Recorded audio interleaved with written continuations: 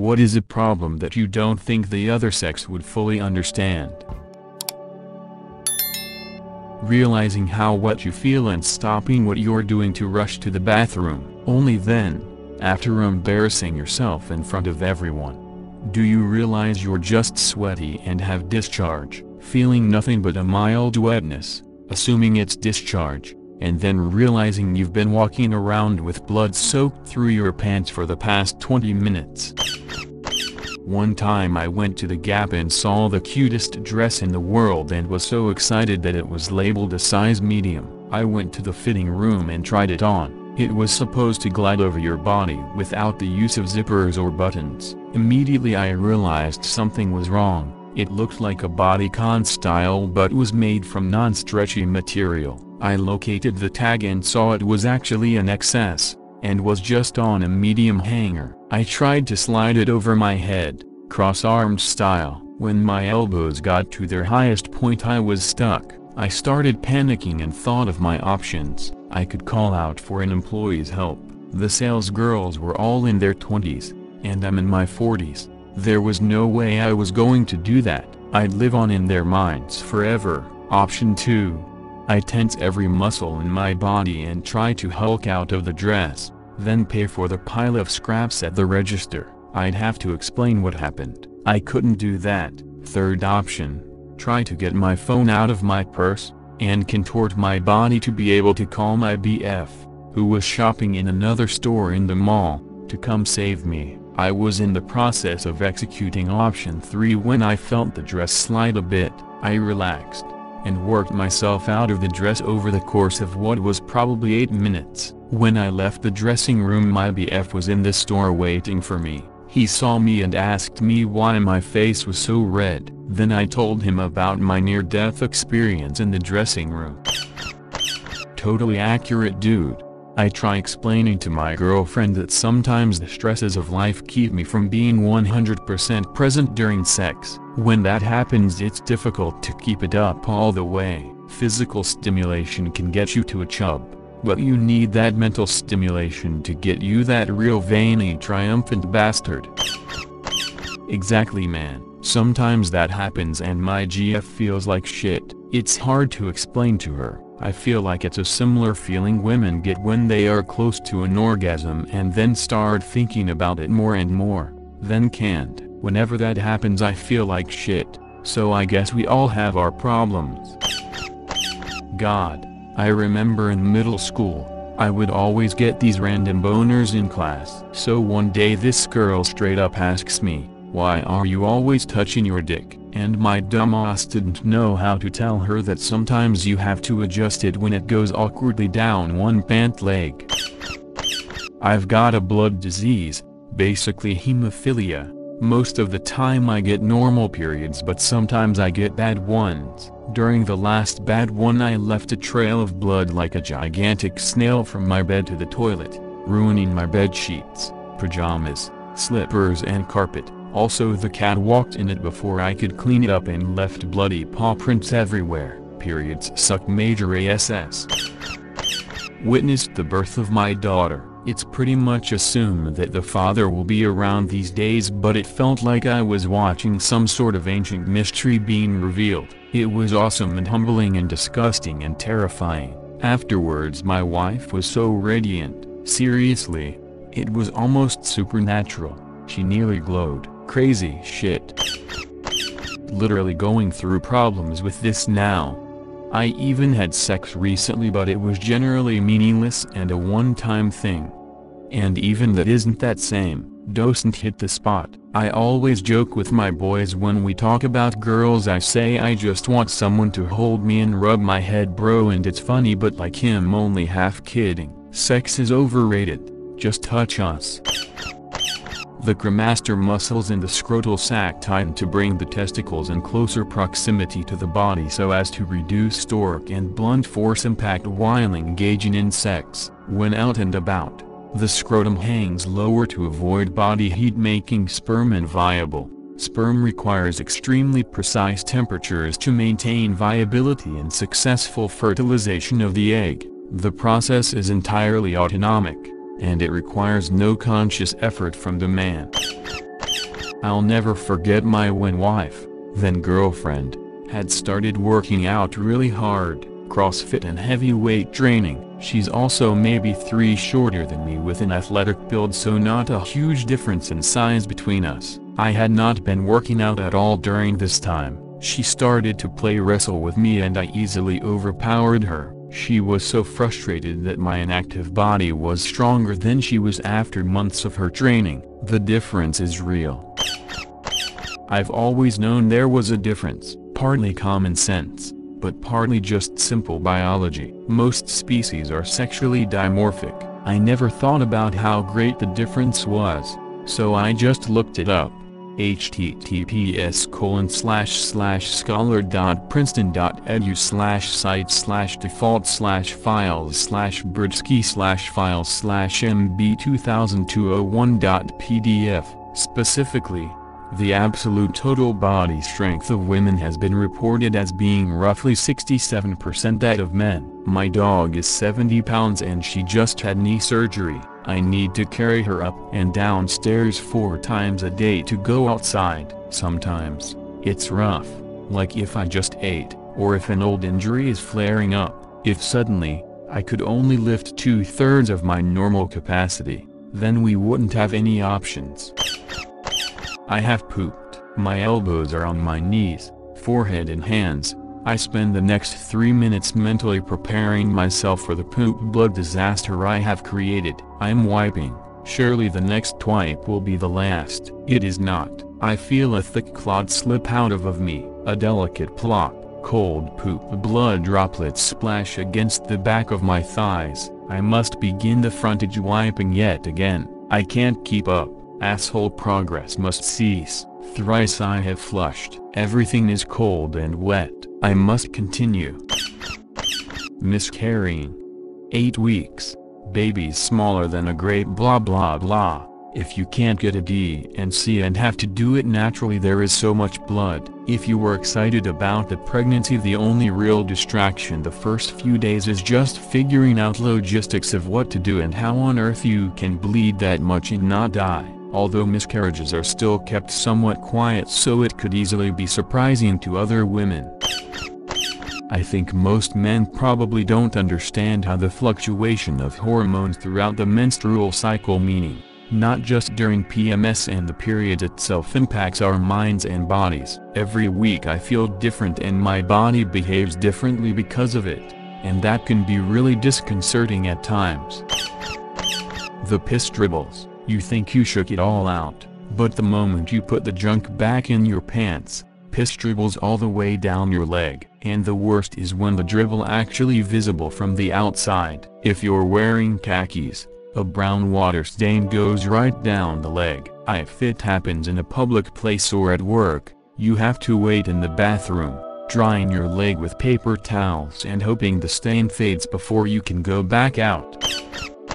Periods when you have something like endometriosis or PCOS or something else that causes severe pain. I know women without any disorders that have painful periods, but for people with stuff like endo, it's chronic pain and then it's just complete hell during your period. And then you get men who are like, oh, it can't be that bad, suck it up. Bitch, I got an entire reproductive system plus some of my digestive system covered in endometrial tissue that is trying to come off like the tissue inside my uterus is. It is absolutely that bad.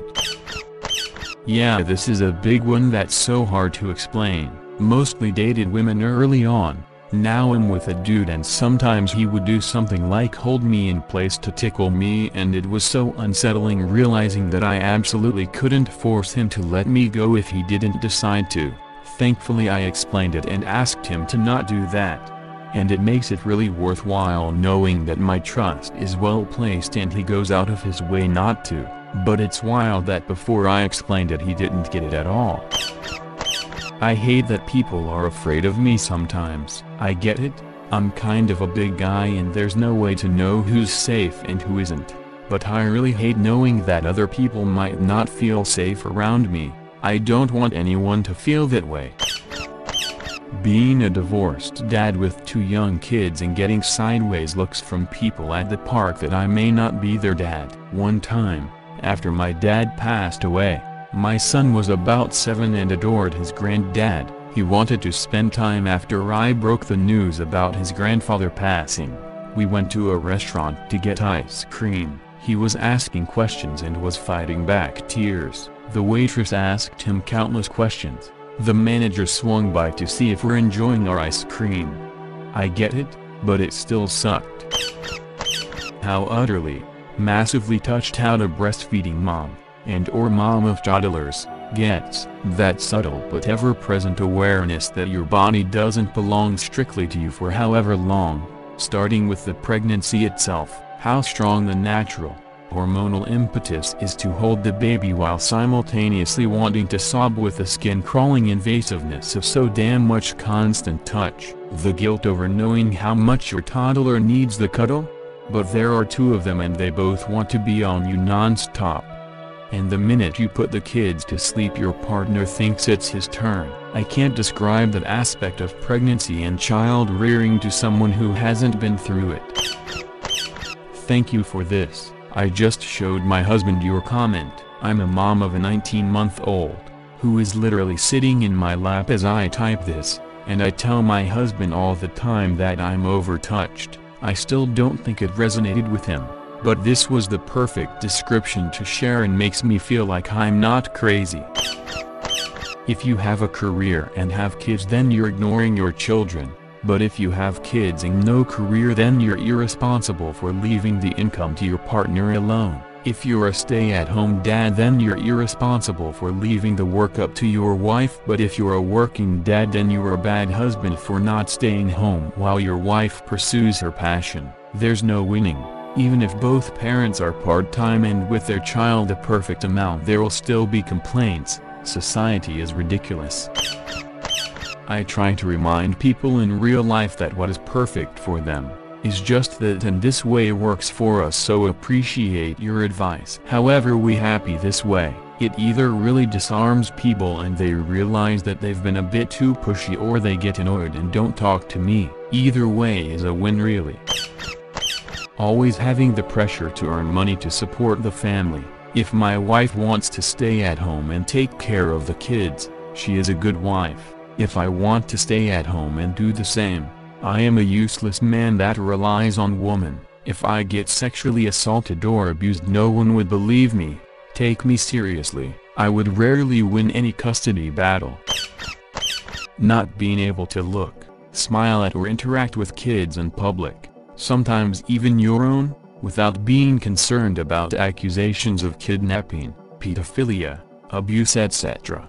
Despite many men dreaming of the chance to be a hero and save the day for a lost/scared/hurt kid, I know that many men, myself included, would hesitate for fear that it would lead to accusations, encounters with law enforcement, and potential legal trouble.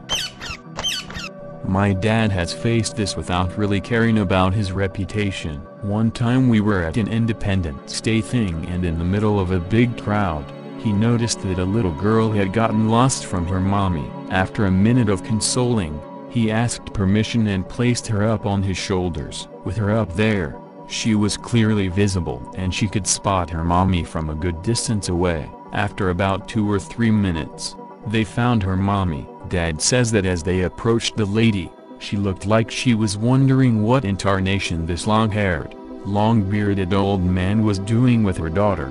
But, as they approached each other, Dad just handed the kid to Mommy, and, without him having to say much, Mommy's fears were gone in a moment. I think the little girl did most of the talking. I wasn't there. I don't know who the lady was or who the kid was, but I can say this: don't be afraid to do the right thing. Don't be afraid to go the extra mile, especially for a child. If you're not comfortable with carrying someone else's child like my dad did, you can at least make a 911 call and stay with the child until a uniformed officer, or parent, guardian, arrives. This happened to me recently. I had major shoulder surgery and my right arm was in a sling. It made it pretty much impossible to shave under my arms. My aunt noticed and acted like she was literally going to vomit from being so disgusted. Like WTF, it's a small amount of body hair. Like barely even stubble, so fucking stupid. I am a straight male, but I was once accused of being gay by a female because I didn't have feelings for her. I only saw her as a friend, and when she revealed to me that she wanted more, I said I wasn't comfortable with that. She goes, "Well, are you gay or something?" Because I'm sexy. I'm not gay, and I have many LGBTQ friends, but I would never accuse someone of being gay simply because I was rejected by them. The more I think about it, maybe this does happen to the opposite gender, but I guess my point is it's been assumed in the past that because I'm a guy I must be a brainless idiot who only wants one thing. Not all of us guys just want sex. We love relationships where we can just be with somebody. A ton of women have absolutely no concept of how to react to rejection. The number of exes who have thrown fits and launched things across the room because I didn't want to have sex is absurdly high. I've said no and been attacked. I've said no and been raped. Women do all the same awful shit that men do, but we have testosterone, so we're scarier. Being raped by a woman is one of the most terrible things that can happen to you as a man. Barely anyone, including cops, will believe you. If you try to fight back, you'll be accused of assault and likely go to jail. People will laugh at you. When we bring this up, people usually say, "Well, the statistics of men being raped by women are extremely low in comparison," which is true. However, this may just be because the actual rates of this happening are severely underreported. Well, the statistics of men being raped by women are extremely low in comparison. Not true. The statistics of men being raped by women are unknown, as 1. Most rapes, male and female, go unreported, and 2. Most reported male rapes are not considered rape and disregarded.